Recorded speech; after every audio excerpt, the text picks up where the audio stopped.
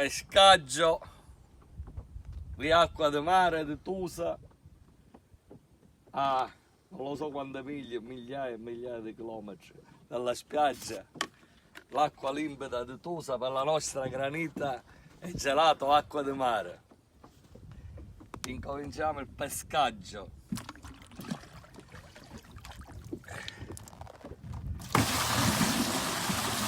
Limpida, profumata, bellissima.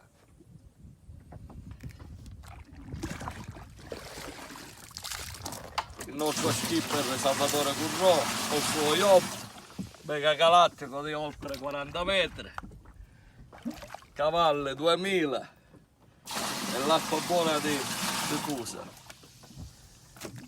Spettacolare.